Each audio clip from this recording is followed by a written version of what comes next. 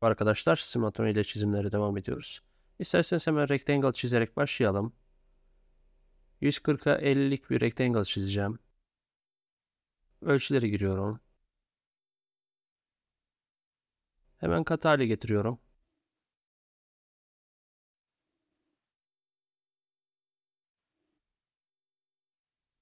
Okeyledim.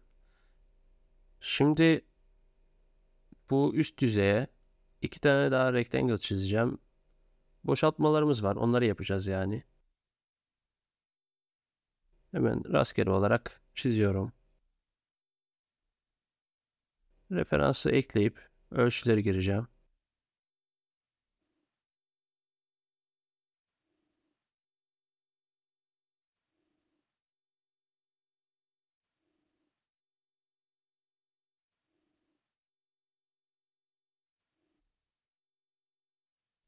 Burası da 10. Evet, şimdi remove extrude yapabiliriz.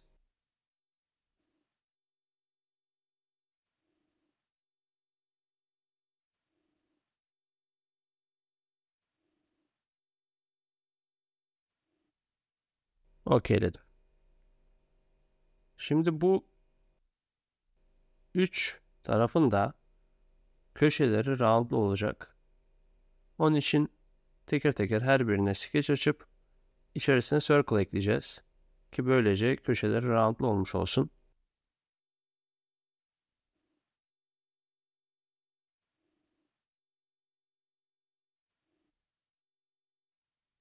Ve bunu dışarıdan çizgilerle birleştireceğiz.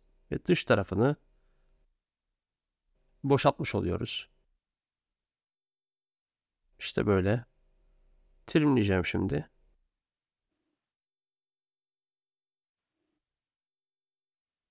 Okeyledim.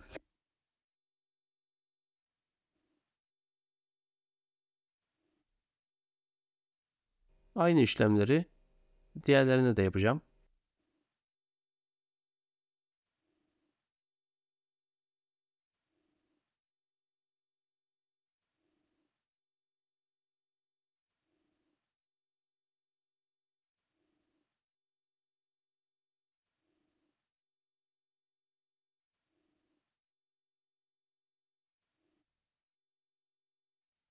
Şimdi buna geçiyorum.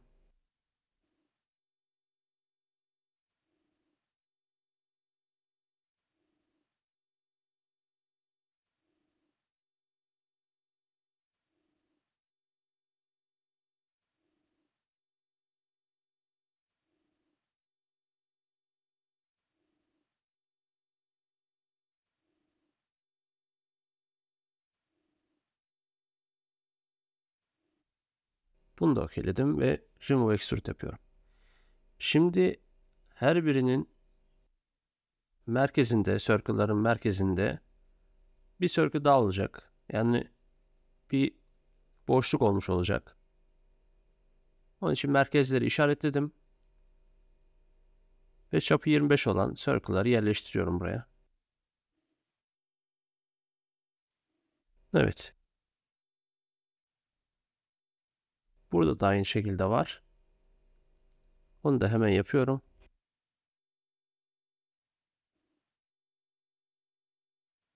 Evet arkadaşlar. Çizimimizi bitirdik. Umarım faydalı olmuştur. Bir sonraki çizimimizde görüşmek üzere. Kendinize çok iyi bakın.